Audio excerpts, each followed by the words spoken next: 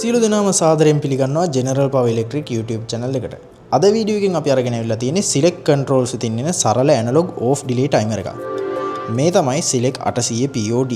අපි සාමාන්‍යයෙන් දන්න device බොහොමයක් වැඩ කරන්නේ ඒකට අපි අදාළ බල සැපීම දීලා තියෙන වෙලාව ඇතුළත විතරයි. හැබැයි මේ timer එකේ යාගේ වැඩේ පටන් ගන්න අපි මේවා දෙන බල සැපීම අක්‍රිය කළාට පස්සේ. මේ timer එක ආශ්‍රිතව power supply දෙකක් අපි පාවිච්චි කරන්න ඕනේ. එකක් මේ timer එකේ A1 සහ A2 අග්‍රවලට. ඒ කියන්නේ අපේ coil supply එකට. ඒක අපිට volt 110 ඉඳන් 220 වෙනකන් AC DC ඕනම supply එකක් දෙන්න පුළුවන් කියලා තමයි කියන්නේ. අනෙක් බල සැපීම දෙන්නේ ඔයා පාවිච්චි කරන load වලට තමයි. මේකේ context rate කරලා තියෙන උපරිම වශයෙන් AC volt 220ක් හෝ DC volt 28 දී ampere 2.5ක් හුවමාරු කරන්න. terminal arrangement එක ගත්තොත් 2NO 2NC සැකස්මක් අපිට බලා ගන්න පුළුවන්. ඒ කියන්නේ ස්විච් දෙකකින් සප්ලයි දෙකක් ප්‍රතිවිරුද්ධව හැන්ඩල් කරන්න පුළුවන්.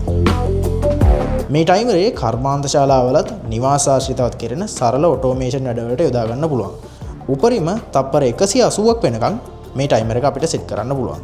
මේ වෙලාවේ අපි තප්පර 60කට තමයි මේ ඩයල් එක සෙට් කරලා තියෙන්නේ. අපි දැන් බලමු දැන් ටයිමර් එක ඕෆ් එකේ තියෙන්නේ මේක කොහොමද ස්විච් වෙන්නේ කියලා. මේ තියෙන අපේ normally open contact එකේ තියෙන load එක මෙතන අපි සූදානම් කරගෙන තියෙනවා normally closed contact එකට වැඩ කරන load එක. ඉතින් මෙන්න මෙහෙම තමයි මේ timer එකේ වැඩ කටයුතු සිද්ධ වෙන්නේ.